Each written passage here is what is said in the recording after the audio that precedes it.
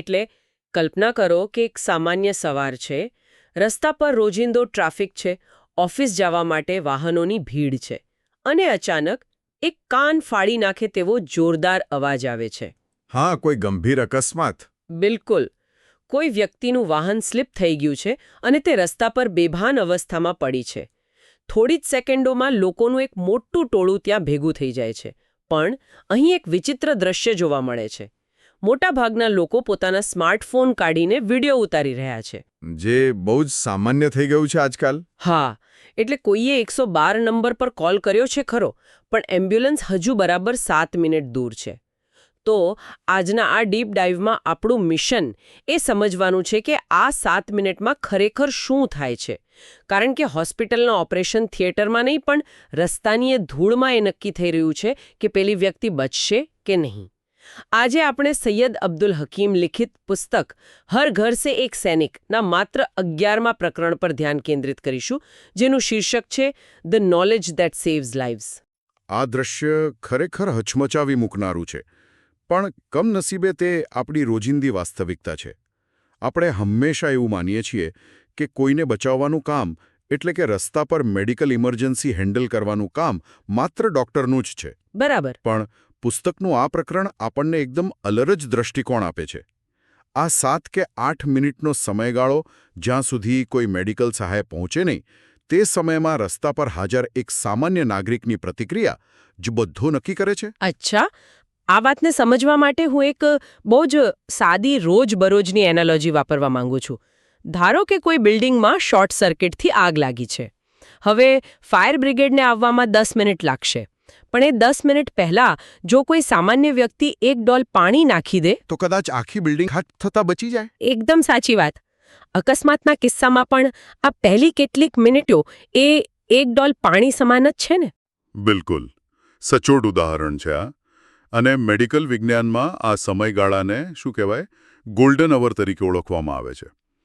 પુસ્તકમાં આના પર બહુ જ ભાર મૂકવામાં આવ્યો છે. ગંભીર અકસ્માત પછીની પહેલી 60 મિનિટને ગોલ્ડન અવર કહેવાય છે. ઓકે. આ એવો સમય છે જ્યારે શરીરનું મિકેનિઝમ હજુ લડી રહ્યું હોય છે. આ સમયગાળામાં જો દર્દીને યોગ્ય પ્રાથમિક સારવાર મળી જાય, જેમ કે લોહી વહેતું અટકાવવું અથવા શ્વાસનળી ખુલ્લી રાખવી, તો બચવાની શક્યતાઓ અનેક ગણી વધી જાય છે. એટલે આ ગોલ્ડન અવરમાં ખરેખર શરીરમાં થતું શું હોય છે? કેમ આટલો બધો ભાર આ 60 મિનિટ પર જ છે? હું એ વિચારતી હતી કે હું સમજાવું. કારણ કે આપણું શરીર એક બહુ જ જટિલ મશીન છે. જ્યારે મોટો આઘાત લાગે ત્યારે પહેલા થોડા સમય માટે શરીરનું એડ્રેનાલિન લેવલ ખૂબ ઊંચું હોય છે. જે શરીરને ટકાવી રાખે છે, રાઈટ? હા, બિલકુલ. પણ જો લોહી સતત વહેતું રહે તો શરીરમાં લોહીનું પ્રમાણ ઘટવા લાગે છે. લોહી ઘટે એટલે મગજ અને હૃદય સુધી ઓક્સિજન પહોંચતો ઓછો થઈ જાય છે. અને મગજને ઓક્સિજન ન મળે એટલે? એટલે મગજના કોષો કાયમી ધોરણે નાશ પામવા લાગે છે, જેને આપણે બ્રેઇન ડેથ કહીએ છીએ. એટલે આ 60 મિનિટમાં એક સેકન્ડ કિંમતી હોય છે. એકવાર મગજને ઓક્સિજન મળતો બંધ થઈ જાય તો પછી તમે એ વ્યક્તિને દુનિયાની શ્રેષ્ઠ હોસ્પિટલમાં લઈ જાઓ, તે કોઈ જ કામ નથી આવતું. ઓ બાપરે, આ તો બહુ જ ગંભીર છે. એટલે કે સમય જ સૌથી મોટો જીવનરક્ષક છે. પણ હવે અહીં એક બહુ મોટો વિરોધાભાસ જોવા મળે છે. એક તરફ આ ગોલ્ડન અવર છે, જ્યાં સમય સોના કરતાં પણ મોંઘો છે. અને બીજી તરફ પેલું દ્રશ્ય છે જ્યાં 50 લોકોનું ટોળું ઊભું છે. કોઈ વિડીયો ઉતારે છે, પણ નક્કર મદદ માટે કોઈ આગળ નથી આવતું. આવું કેમ? શું લોકો ખરેખર એટલા સંવેદનહીન થઈ ગયા છે? ના ના, આ કોઈ ક્રૂરતા કે સંવેદનહીનતા નથી. આને મનોવિજ્ઞાનની ભાષામાં બાયસ્ટેન્ડર ઇફેક્ટ કહેવામાં આવે છે. લેખક આ બાબતને બહુ જ ઊંડાણથી સમજાવે છે. એટલે આ બાયસ્ટેન્ડર ઇફેક્ટ શું છે એક્ઝેક્ટલી? જો જ્યારે કોઈ કટોકટી સર્જાય અને ત્યાં એક વ્યક્તિને બદલે એક મોટું ટોળું હાજર હોય, ત્યારે માનવ મગજમાં જવાબદારીનું વિભાજન થઈ જાય છે. જવાબદારીનું વિભાજન એટલે કેવી રીતે? હું બહુ સરળ રીતે સમજાવું. જો તમે કોઈ રસ્તા પર એકલા જતા હો અને કોઈ અકસ્માત જુઓ, તો તમારું મગજ તરત કહેશે કે અહીં બીજું કોઈ નથી, મારે જ મદદ કરવી પડશે. હા, સીધી વાત છે. પણ જો ત્યાં 50 લોકો ઊભા હોય તો દરેક વ્યક્તિનું અર્ધજાગૃત મગજ એવું વિચારે છે કે આટલા બધા લોકો છે, કોઈને કોઈ તો ડૉક્ટર હશે જ, અથવા કોઈએ તો એમ્બ્યુલન્સ બોલાવી જ લીધી હશે. દરેકને એમ લાગે છે કે એક્શન લેવાની જવાબદારી બીજા કોઈની છે. અરે, આ તો કંઈક એવું છે કે રવિવારની બપોર હોય, ઘરમાં 5-6 લોકો હાજર હોય અને અચાનક ડોરબેલ વાગે. થાય છે એવું કે કોઈ જ દરવાજો ખોલવા ઊભું નથી થતું. એકદમ પરફેક્ટ. કારણ કે દાદા વિચારે કે પપ્પા ખોલશે, પપ્પા વિચારે કે દીકરો ખોલશે. ઘરમાં વધારે લોકો હોય ત્યારે કોઈ કામ નથી કરતું અને ડોરબેલ વાગતી જ રહે છે. બિલકુલ સચોટ એનાલોજી. બરાબર આ જ પેટર્ન અકસ્માત સમયે રસ્તા પર થાય છે. અને આ સામૂહિક નિષ્ક્રિયતા કોઈની ખરાબ દાનત નથી, પણ માનવ મગજની એક સિસ્ટમ એરર છે. તો પછી આ સિસ્ટમ એરરને, આ બાયસ્ટેન્ડર ઇફેક્ટની સાંકળને તોડવી કેવી રીતે? આજ તો પુસ્તકનો સૌથી પ્રેક્ટિકલ મુદ્દો છે. જો તમે ત્યાં હાજર હો તો ક્યારેય હવામાં જનરલ સૂચના ન આપો કે અરે ભાઈ કોઈ મદદ કરો અથવા કોઈ જલ્દી એમ્બ્યુલન્સ બોલાવો. હા, કારણ કે એમાં પણ પેલી ડોરબેલવાળી જ વાત થશે ને. કોઈ નહીં આવે. એક્ઝેક્ટલી. તેના બદલે ભીડમાંથી કોઈ એક ચોક્કસ વ્યક્તિને આંગળી ચીંધીને તેને સીધો ટાર્ગેટ કરીને જવાબદારી સોંપો. એટલે કે કોઈ ચોક્કસ ઓળખ આપીને કામ સોંપવાનું. હા, ઉદાહરણ તરીકે તમારે સીધું જ કહેવું જોઈએ કે તમે પેલા લાલ શર્ટવાળા ભાઈ તરત જ 112 પર કોલ કરો, અથવા તમે ચશ્માવાળા બેન મારી મદદ કરવા અહીં આવો. અચ્છા. આવું કરવાથી થાય છે એવું કે તમે તે ચોક્કસ વ્યક્તિને ભીડમાંથી બહાર કાઢીને એક વ્યક્તિગત જવાબદારી આપો છો. જ્યારે સીધી જવાબદારી સોંપવામાં આવે ત્યારે મગજનું પેલું વિભાજન તૂટી જાય છે. વાહ. એટલે હવામાં બૂમો પાડવાને બદલે એક જ વ્યક્તિને ટાર્ગેટ કરવાથી પેલો સામાજિક બચાવ તૂટી જાય છે. આ બહુ જ પ્રેક્ટિકલ સાયકોલોજી છે. હવે ધારો કે આપણે ભીડને આ રીતે કાબૂમાં લઈ લીધી, એમ્બ્યુલન્સ પણ બોલાવી લીધી. હવે આગળ શું? કારણ કે પેલી વ્યક્તિ તો રસ્તા વચ્ચે પડેલી છે. આપણને એવું થાય કે હું તરત જ દોડીને પેલા દર્દી પાસે પહોંચી જાઉં અને તેને રસ્તાની બાજુમાં લઈ લઉં. ના, અહીં સૌથી મોટી ભૂલ થાય છે. સૌથી પહેલાં તો તમારે તમારી પોતાની સલામતી જોવી પડશે, જેને પુસ્તકમાં સેફટી ફર્સ્ટ કહ્યો છે. એટલે જાતને જોખમમાં નહીં મૂકવાની. હા, તમે દોડીને રસ્તા વચ્ચે જશો અને પાછળથી આવતું કોઈ વાહન તમને જ અડફેટે લઈ લેશે તો? એકના બદલે 2 દર્દી થઈ જશે. એટલે સૌથી પહેલાં તો ટ્રાફિક ધીમો પાડો, વાહનની હેઝાર્ડ લાઇટ્સ ચાલુ કરો, જેથી પાછળવાળાને ખબર પડે. બરાબર છે. એટલે કે સીન સુરક્ષિત કરવો. હવે ધારો કે રસ્તો સુરક્ષિત છે. આપણે જોઈએ છીએ કે પેલી વ્યક્તિ બેભાન છે. સામાન્ય રીતે આપણી પ્રકૃતિ એવી હોય છે કે તરત જ 2-4 લોકો ભેગા મળીને તેને ઉચકી લે છે અને કોઈ રિક્ષામાં બેસાડીને હોસ્પિટલ પહોંચાડવાની ઉતાવળ કરે છે. શું આમાં કંઈ ખોટું છે? આ વિચાર જ સૌથી વધુ જોખમી છે. પુસ્તક સ્પષ્ટ કહે છે કે ઘાયલ વ્યક્તિને હલાવવી નહીં, ડુ નોટ મૂવ. જ્યાં સુધી આગ લાગવાનો ખતરો ન હોય ત્યાં સુધી ઘાયલ વ્યક્તિને બિલકુલ હલાવવી જોઈએ નહીં. પણ શા માટે? એમ્બ્યુલન્સ આવતા વાર લાગે તો એને રસ્તા પર જ પડી રહેવા દેવાની? હા, કારણ કે જ્યારે કોઈ મોટો અકસ્માત થાય છે ત્યારે કરોડરજ્જુ અથવા ગરદનના મણકાઓમાં ઈજા થવાની પૂરી શક્યતા હોય છે. ઓહ. આપણી કરોડરજ્જુ એ મગજમાંથી આવતો મુખ્ય કેબલ છે. જો કોઈ બિનતાલીમબદ્ધ વ્યક્તિ ઘાયલને ઉચકવાનો પ્રયાસ કરે તો અયોગ્ય રીતે પકડવાથી કરોડરજ્જુની એ નાની ઈજા કાયમી અપંગતા એટલે કે પેરાલિસિસમાં ફેરવાઈ શકે છે. બાપ રે! આ તો બહુ જ ગંભીર બાબત છે. એટલે એક નાનકડો ઝટકો જીવનભર માટે દર્દીને પથારીવશ કરી શકે છે. હા, અથવા તો ગરદન પાસે નસ દબાઈ જવાથી ત્યાં જ મૃત્યુ પણ થઈ શકે છે. તમે ભલાઈ કરવા જાઓ છો, પણ ખોટી રીતે હલાવવાથી તમે તેનું જીવન બરબાદ કરી શકો છો. એટલે કે એમ્બ્યુલન્સ અને તાલીમબદ્ધ પેરામેડિક્સ આવે ત્યાં સુધી તેમને તેમની જ સ્થિતિમાં રહેવા દેવા. પણ જો હું એમને હલાવી ન શકું તો પછી એમની પાસે ઊભા રહીને માત્ર જોયા કરવાનું. કોઈ પણ માણસ ગભરાઈ જાય ને? ના, એવું બિલકુલ નથી કે માત્ર જોયા કરવાનું છે. અહીં તમારો અવાજ જાદુ જેવું કામ કરે છે. ઘાયલ વ્યક્તિ જો થોડા પણ ભાનમાં હોય તો તેમની બાજુમાં બેસો, એકદમ શાંત અવાજે તેમને કહો કે મેં એમ્બ્યુલન્સ બોલાવી લીધી છે, મદદ રસ્તામાં જ છે, તમે બિલકુલ એકલા નથી. આ શબ્દો તેમને આઘાત એટલે કે શોકમાં જતા રોકશે. અચ્છા, અહીં મારે એક સ્પષ્ટતા જોઈએ છે. જ્યારે તમે શોક કહો છો ત્યારે શું એનો અર્થ માત્ર ડર લાગવો કે માનસિક આઘાત એવો થાય છે? બહુ જ સારો પ્રશ્ન છે.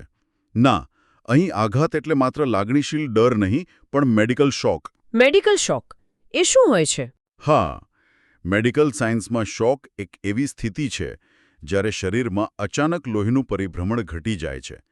વ્યક્તિ ગભરાયેલી હોય ત્યારે હૃદયના ધબકારા અનિયમિત થઈ જાય છે, બ્લડ પ્રેશર અચાનક ડ્રોપ થઈ શકે છે. ઓહ, એટલે આ એક શારીરિક કટોકટી છે. બિલકુલ.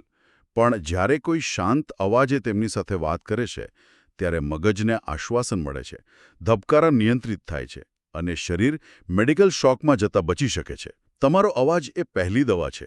વાહ, માત્ર એક અવાજ શરીરની સિસ્ટમને કાબૂમાં રાખી શકે છે. હવે ધારો કે આપણે તેમને શાંત પાડી રહ્યા છીએ, પણ મને દેખાય છે કે તેમના શરીરમાંથી ખૂબ લોહી વહી રહ્યું છે. સૌથી પહેલો વિચાર એ આવે કે પાણીની બોટલ લાવીને ઘા સાફ કરી દઈએ અથવા કોઈ કપડું લઈ આવીને એટલું ટાઈટ બાંધી દઈએ કે લોહી બંધ થઈ જાય. શું આ સાચો એપ્રોચ છે? ના, આ એક બહુ સામાન્ય ગેરસમજ છે. ઘાને પાણીથી ધોવાની ભૂલ રસ્તા પર ક્યારેય ન કરવી, કારણ કે તેનાથી ઇન્ફેક્શન વધી શકે છે. સૌથી શ્રેષ્ઠ રસ્તો એ છે કે કોઈ પણ સ્વચ્છ કપડું, રૂમાલ હોય કે શર્ટનો ટુકડો, તેને સીધો ઘા પર મૂકીને હાથથી સખત દબાણ આપવું. બરાબર. પણ માની લો કે મેં રૂમાલ મૂક્યો અને 5 મિનિટમાં એ આખો રૂમાલ લોહીથી પલળી ગયો. તો સ્વાભાવિક રીતે જ હું એ પલળેલા રૂમાલને હટાવીને ત્યાં બીજું કોઈ ચોખ્ખું કપડું મૂકવા જઈશ. આમાં તો કંઈ ખોટું નથી ને? અહીં જ લોકો સૌથી મોટી બીજી ભૂલ કરે છે. પુસ્તક સ્પષ્ટપણે સમજાવે છે કે જો પહેલું કાપડ લોહીથી પલળી જાય તો તેને ક્યારેય હટાવવું નહીં. એવું કેમ? પલળેલું કાપડ રાખવાનો શું અર્થ? કારણ કે જ્યારે લોહી વહે છે ત્યારે શરીર પોતાની મેળે જ એ ઘા પાસે લોહી જમાવાની એટલે કે ક્લોટિંગની પ્રક્રિયા શરૂ કરી દે છે. લોહીમાં રહેલા પ્લેટલેટ્સ ત્યાં ભેગા થઈને એક જાળી જેવું બનાવી દે છે. અચ્છા. હવે જો તમે એ પલળેલું કપડું ખેંચી લેશો તો તમે એ માણ જામેલા લોહીના ક્લોટને પણ ઉખાડી નાખશો અને લોહી ફરીથી પહેલા કરતાં પણ ઝડપથી વહેવા લાગશે. આ તો ખરેખર આંખ ઉગાડનારી માહિતી છે. એટલે કે એ પ્લેટલેટ્સ પોતાનું કામ કરી રહ્યા છે અને આપણે રૂમાલ ખેંચીને તેમની મહેનત પર પાણી ફેરવી દઈએ છીએ. બિલકુલ. તેના બદલે સાચો રસ્તો એ છે કે એ પલળેલા કપડાં પર જ તેને હટાવ્યા વિના બીજું નવું કાપડ મૂકીને તમારું દબાણ ચાલુ રાખો. અને ભીડનું શું? કારણ કે લોકો તો સતત નજીક આવવાનો પ્રયાસ કરતા હશે. હા, તમારે લોકોને સ્પષ્ટ કહેવું પડે કે થોડા ડગલા પાછળ જાઓ, હવા આવવા દો. અને આની સાથે સાથે પુસ્તક એક બીજી પ્રેક્ટિકલ સલાહ આપે છે. સીનનું ડોક્યુમેન્ટેશન કરવું. ડોક્યુમેન્ટેશન એટલે કે આપણે પણ વિડીયો ઉતારવા લાગવાનું? ના, સોશિયલ મીડિયા માટે નહીં. પણ જ્યારે તમે દર્દીને સારવાર આપી દો ત્યારે વાહનો કઈ રીતે ટકરાયા છે તેના ફોટા પાડી લેવા હિતાવહ છે. પાછળથી ઇન્સ્યોરન્સ કે કાનૂની પ્રક્રિયામાં આ ફોટા બહુ જ મોટો પુરાવો સાબિત થાય છે. હવે અહીં એક બહુ મોટો અને વાસ્તવિક સવાલ ઊભો થાય છે. જો આ બધી બાબતો આટલી સરળ છે તો લોકો હજુ પણ મદદ કરવા આગળ કેમ નથી આવતા? મને લાગે છે કે અહીં કાયદાનો અને પોલીસનો ડર કામ કરી રહ્યો છે. તમારી વાત એકદમ સાચી છે.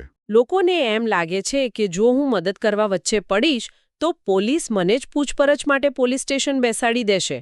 મારે કોર્ટ કચેરીના ધક્કા ખાવા પડશે. અને આ ડરને કારણે સારા માણસો પણ મૂંગા પ્રેક્ષક બની જાય છે. દાયકાઓથી આપણા દેશમાં આ જ ભય પ્રવર્તતો હતો. પણ પુસ્તકનું આ પ્રકરણ અહીં ગુડ સમરિટન લો એટલે કે ભલા સમરિટનના કાયદાની વાત કરે છે. આ કાયદો મદદ કરનાર નાગરિકોને કાનૂની ઢાલ પૂરી પાડે છે.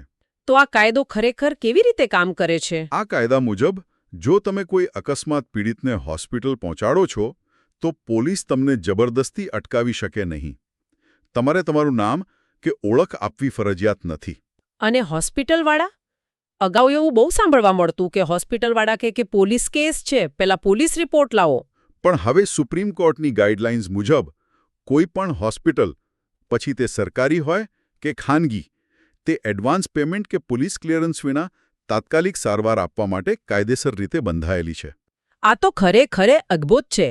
આ તો એના જેવું થયું કે આપણી પાસે બહુ મોટો મેડિક્લેમ ઘરમાં પડ્યો હોય પણ આપણને ખબર જ ન હોય. સાચી વાત છે. કાયદો સંપૂર્ણપણે મદદગારની પડખે ઊભો છે.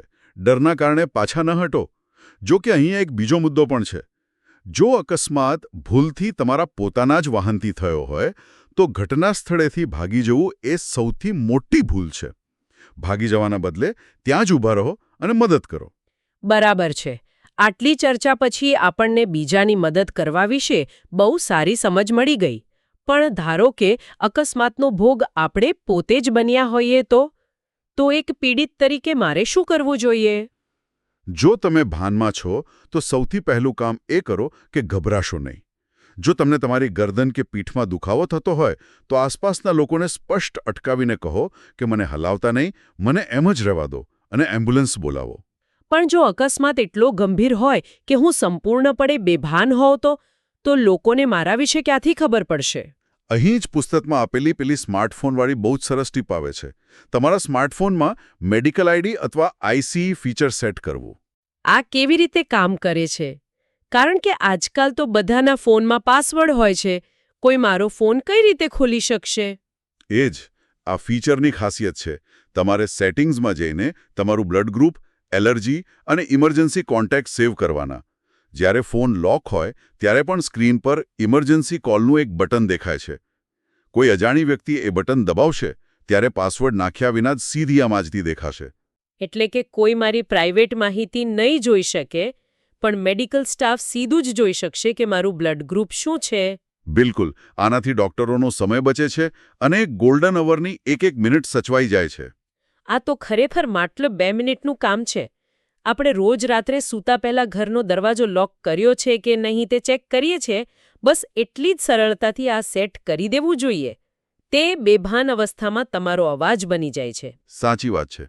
પુસ્તકનો સાર જ એ છે કે આ પાયાનું જ્ઞાન છેવટે જીવન મૃત્યુ વચ્ચેનો ભેદ નક્કી કરે છે. તો આજે આપણે આ ડીપ ડાઇવમાં બહુ જ મહત્વની બાબતો જોઈ. એમ્બ્યુલન્સ પહેલાં જે 7 મિનિટ હોય છે તેમાં પહેલો મદદ કરનાર સામાન્ય નાગરિક હોય છે. ભીડમાંથી એકને ટાર્ગેટ કરીને કોલ કરાવવો, કરોડરજ્જુને બચાવવી, શાંત અવાજે વાત કરવી, યોગ્ય દબાણથી લોહી અટકાવવું અને ગુડ સમેરિટન લૉનો ઉપયોગ કરવો. અને સૌથી મોટી વાત, પેલી બાયસ્ટેન્ડર ઇફેક્ટનો ભોગ ન બનવું. પેલી ડોરબેલ વાગતી રહે અને કોઈ દરવાજો ન ખોલે એવું ન થવા દેવું. બિલકુલ. અને હવે આજના આ ડીપ ડાઇવના અંતે એક વિચાર. આપણે આગ લાગવાના દ્રશ્યની વાત કરી હતી. હવે જરા કલ્પના કરો કે જો આપણા દેશમાં ડ્રાઇવિંગ લાયસન્સ લેવા માટે ટ્રાફિકના નિયમો શીખવા જેટલું જ ફરજિયાત આ ફર્સ્ટ રિસ્પોન્સનું જ્ઞાન પણ હોય તો. જો શાળાઓમાં બાળકોને અકસ્માત સમયે રોડ પર જીવ કેવી રીતે બચાવવો તે ફરજિયાત શીખવવામાં આવે તો. બહુ જ સારો વિચાર છે. જો આવું થાય તો કદાચ આપણો દેશ એવો બની જશે જ્યાં દરેક વ્યક્તિ એક ટ્રેન્ડ લાઇફસેવર હશે અને આપણા રસ્તાઓ ડરનું નહીં પણ સલામતીનું પ્રતીક બની જશે. આ એક એવો વિચાર છે જેના પર ચોક્કસથી વિચારવા જેવું છે.